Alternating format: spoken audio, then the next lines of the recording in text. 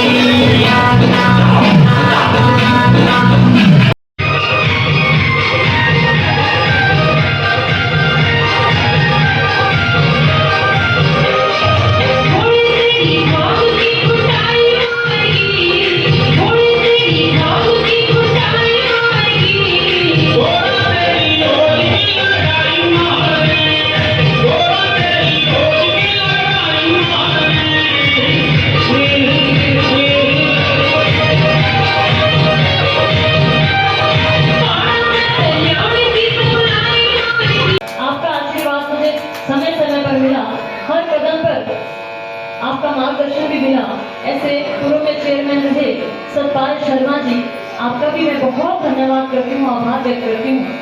मेरे साथ भारतीय जनता पार्टी की टीम में जो मेरे दाएं हाथ के रूप में लगातार सहयोग करते हैं और मुझे मजबूती प्रदान करते हैं, ऐसे मेरे छोटे भाई आशीष जोशी जी, हमारे जिला के कोषाध्यक्ष भाई अशोक मित्तल जी, हमारे सोशल मीडिया का जिले का काम देख रहे भाई अमर पात्र जी, और हमारे छोटे भाई ऊर्जावान कार्यकर्ता, और जो अभी नए नए एमसी हुए हैं।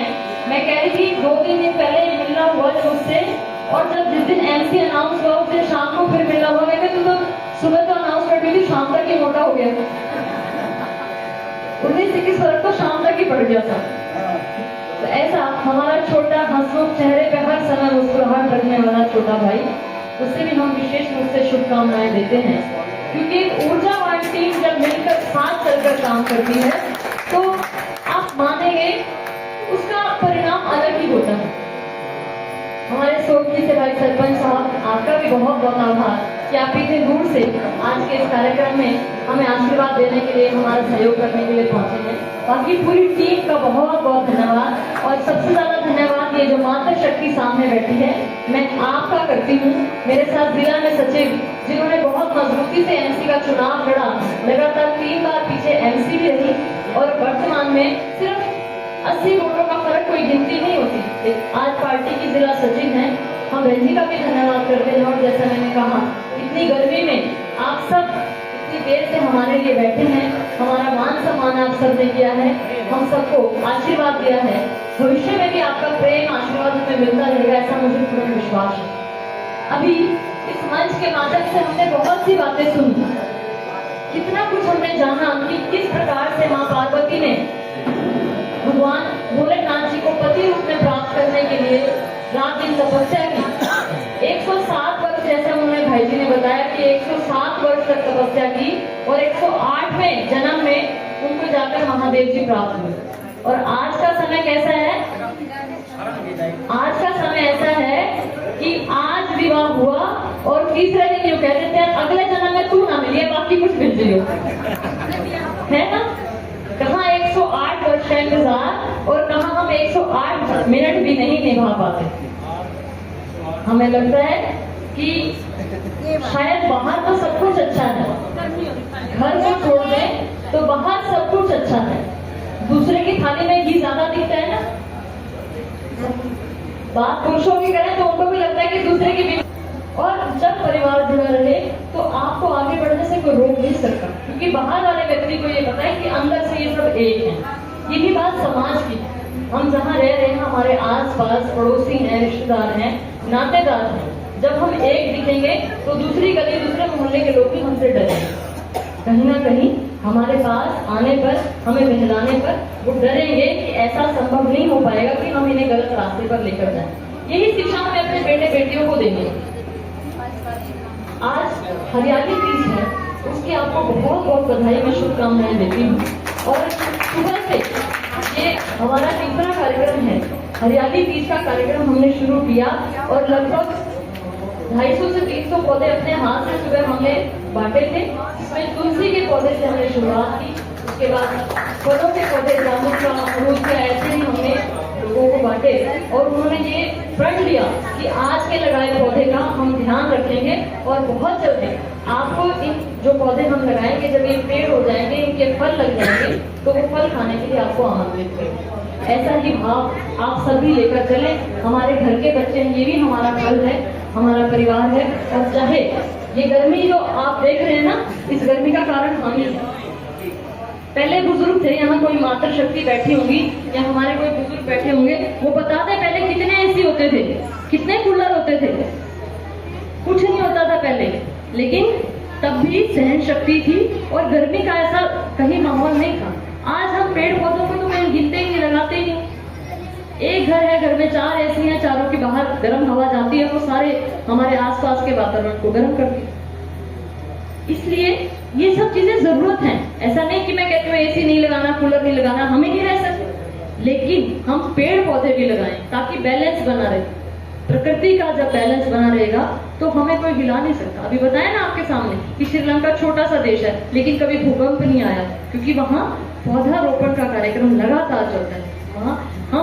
मैं अगर मेरी बात करूं, हर साल इस सीजन में लगभग 15 से 20 हजार पौधे हम लगाते हैं हर साल।